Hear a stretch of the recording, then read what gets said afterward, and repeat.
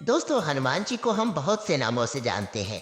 महावीर, बजरंगबली, कपीश, अंजनी पुत्र, पवन पुत्र जैसे अनेक नामों से हम उनकी पूजा अर्चना करते हैं। राम भक्त हनुमान के जितने नाम हैं उतनी ही उनकी शक्तियां भी हैं, क्योंकि हनुमान जी को कई देवी देवताओं ने उनसे प्रसन्न होकर वरदान स्वरूप उन्हें शक्तियां दी हैं। अकेले देवी सीता ने ही उन्हें अष्ट सिद्धियां दी हैं। हनुमान जी के पास ऐसी चमत्कारिक शक्तियां हैं कि वे मच्छर से छोटा और हिमालय से भी बड़ा रूप धारण कर सकते हैं। उनकी शक्तियों में रहस्य छुपे हैं और यही कारण है कि हनुमान जी को रहस्यमय भी माना गया है। ऐसे ही हनुमान जी से जुड़े कुछ गूढ़ रहस्य हैं जो आज भी इतिहास के गर्भ में छिपे हुए हैं। तो चलिए जानते हैं उन सभी के बारे में। वाल्मीकि रामायण के अनुसार बाल्यकाल में हनुमान बेहद शरारती थे। एक बार वो सूर्य को फल समझकर उसे खाने दौड़ पड़े।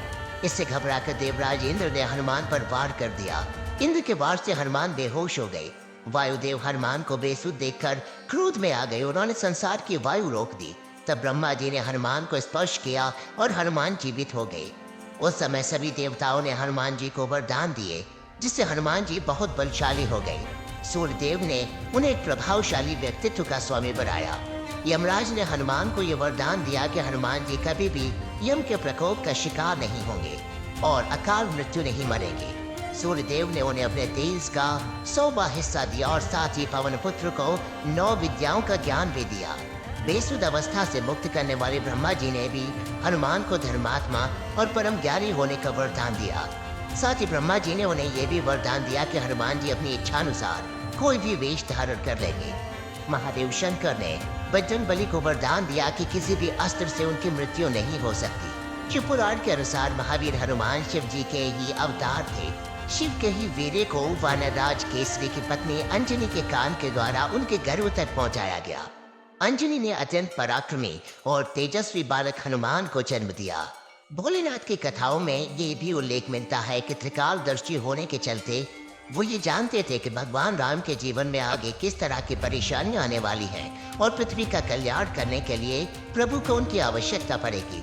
इसके अलावा शिव ये जानते थे कि कलयुग में जब पृथ्वी पर न राम होंगे न शिव, तब पृथ्वी के लोगों को ऐसे किसी प्रभु सेवक की आवश्यकता होगी जो श्री राम की कृपा से उनका कल्याण कर सके। यही वजह है कि शिव के हनुमान अवतार को सर्वश्रेष्ठ अवतार की संज्ञा दी गई है। दोस्तों, एक वक्त ऐसा भी आया था जब भगवान राम को अपने भक्त हनुमान से युद्ध भी करना पड़ा था। गुरु विश्वामित्र के निर्देशानुसार भगवान राम को राजा ययाति को मारना था। राजा ययाति ने हनुमान से शरण मांगी। हनुमान ने राजा ययाति को वचन दे दिया। हनुमान ने किसी तरह के अस्त्र शस्त्र से लड़ने के बजाय भगवान राम का नाम जपना शुरू कर दिया। राम ने जितने भी बाण चलाए सब बेअसर रहे।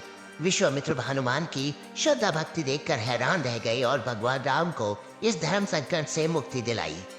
उल्लेख मिलता है कि जब श्री राम ने अपने मृत्यु की घोषणा की तो ये सुनकर राम भक्त हनुमान जी बहुत आहत हुए। वो माता सीता के पास जाते हैं और कहते हैं, हे माता, मुझे आपने अजर अमर होने का वरदान तो दिया, किंतु एक बात बताइए कि जब मेरे प्रभु राम ही धरती पर नहीं होंगे तो मैं यहाँ क्या करूँगा? मुझे अपना दिया हुआ अमरता का वरदान वापस ले लीजिए। जब हनुमान माता सीता के सामने जिद पर अड़ जाते हैं तब माता सीता श्री राम का ध्यान करती हैं। वो प्रकट होते हैं। इसके बाद श्री राम हनुमान को गले लगाते हुए कहते हैं, हनुमान, मुझे पता था कि तुम सीता के पास आकर यही बोलोगे। देखो हनुमान, धरती पर आने वाला हर प्राणी, चाहे वो संत है या देवता, कोई भी अमर नहीं है। तुमको तो वरदान है हनुमान, क्योंकि जब इस धरती पर और कोई नहीं होगा तो राम नाम लेने वालों का बेड़ा तुम्ही को तो पार करना है। एक समय ऐसा आएगा जब धरती पर कोई देव अवतार नहीं होगा, पापी लोगों की संख्या अधिक होगी। तब राम के भक्तों का उद्धार मेरा हनुमान ही तो करेगा। इसलिए तुमको अमरता का वरदान दिलवाया गया है। तब हनुमान जी अपने अमरता के वरदान को समझते हैं और राम की आज्ञा समझकर आज भी धरती पर विराजमान है। दोस्तों, रामायण में हनुमान जी के भूख के बारे में एक जिज्ञासु कहानी हमें दिखाई गई है। एक बार सीता के वनवास के दौरान हनुमान पुजारी वाल्मीकि की कुटिया में उनसे मिलने गए। उन्हें देखकर सीता खुशी से झूम उठी और उन्होंने हनुमान के लिए कई व्यंजन बनाए और उन्हें खाना इतना पसंद आया कि उन्होंने किचन का सारा खाना खत्म कर दिया। लेकिन अभी भी उनकी भूख नहीं खत्म हुई। अंत में माता सीता ने भगवान राम से प्रार्थना की तब राम जी ने उन्हें समझाते हुए भोजन में एक तुलसी का पत्ता जोड़ने की सलाह दी। चूंकि तुलसी भगवान राम को अर्पित की जाती है और हनुमान राम के प्रबल अनुयायी है, तो इस तरह से हनुमान जी की भूख शांत हुई। माना जाता है कि महापंडित और शिव भक्त रावण युद्ध में अपनी विजय सुनिश्चित करने के लिए त्रिदेवों की जननी माता चंडी दुर्गा का पाठ ब्राह्मणों से करवा रहा था। ब्राह्मणों के पाठ की तैयारी और उनकी सेवा के लिए कई लोग नियुक्त थे। उन्हीं लोगों के बीच हनुमान जी भी ब्राह्मण बालक का रूप धरकर ब्राह्मणों की सेवा में जुट गए। बालक हनुमान जी की निस्वार्थ सेवा देखकर चंडी पाठ करने वाले उन ब्राह्मणों ने प्रसन्न होकर हनुमान जी से वरदान मांगने को कहा। इस पर हनुमान ने विनम्रता पूर्वक कहा, प्रभु, यदि आप मेरी सेवा से प्रसन्न हैं, तो आप जिस मंत्रों से यज्ञ कर रहे हैं उसका केवल एक अक्षर मेरे कहे अनुसार बदल दीजिए। माना जाता है कि हनुमान जी स्वयं शास्त्रों की ज्ञाता है। उनके जैसा ज्ञानी अन्य कोई नहीं है, इसलिए हनुमान जी चंडी पाठ के लिए उच्चारित किए जा रहे एक एक मंत्र का गूढ़ अर्थ जानते थे, जबकि मंत्रों का इतना गहन ज्ञान उन ब्राह्मणों को नहीं था। सो वे ब्राह्मण हनुमान जी के इस रहस्य को समझ न सके और जल्दबाजी में तथास्तु कह दिया। दरअसल हनुमान जी ने चंडी पाठ के जया देवी भूतिहरणी वाले मंत्र में ह के स्थान पर का उच्चारित करने का निवेदन किया, जिसे उन ब्राह्मणों ने मान लिया था। भूतिहरणी का अर्थ होता है प्राणियों की पीड़ा हरने वाली और भूतिकरणी का अर्थ हो गया प्राणियों को पीड़ित करने वाली। उच्चारण के इस परिवर्तन मात्र से माता चंडी का पाठ विकृत हो गया, जिससे देवी रुष्ट हो गई और रावण को अमरता प्रदान करने के बदले उसका सर्वनाश कर दिया। वाल्मीकि रामायण के अनुसार लंका में बहुत ढूंढने के बाद भी जब माता सीता का पता नहीं चला तो हनुमान जी उन्हें मृत समझ बैठे, लेकिन फिर उन्हें भगवान श्री राम का स्मरण हुआ और उन्होंने दोबारा पूरी शक्ति से सीता जी की खोज प्रारंभ कर दी। इसके बाद वो माता सीता से अशोक वाटिका में मिलते हैं। उस समय ही माता सीता ने हनुमान को अमरता का वरदान दिया था। हनुमान चालीसा में एक स्थान पर अष्ट सिद्धि नवनिधि के दाता असबर दीन जानकी माता इस चौपाई का जिक्र किया गया है।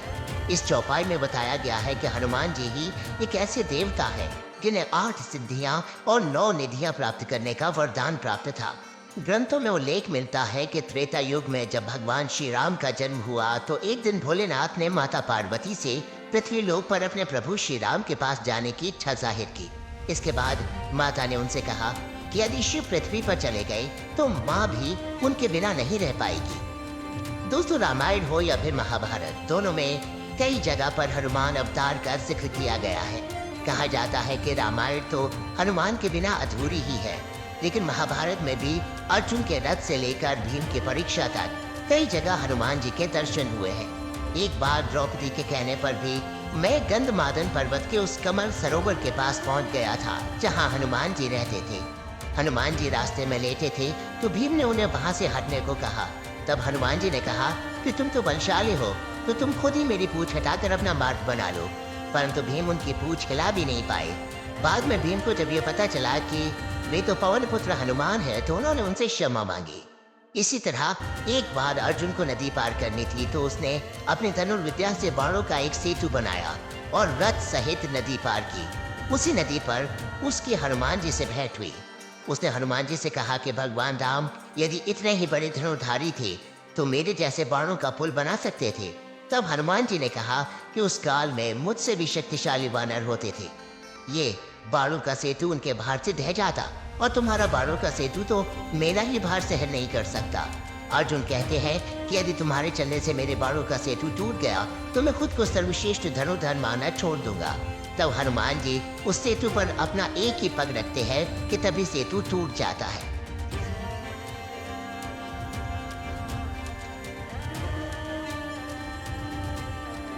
तो दोस्तों, ये थे हनुमान जी के कुछ बड़े रहस्य। अगर आप भी भगवान जी के सच्चे भक्त हैं तो कमेंट बॉक्स में जय श्री राम जरूर लिखिए और वीडियो पसंद आई हो तो लाइक करिए, शेयर करिए, चैनल को सब्सक्राइब करके बेल आइकन को प्रेस करना बिल्कुल मत भूलिए।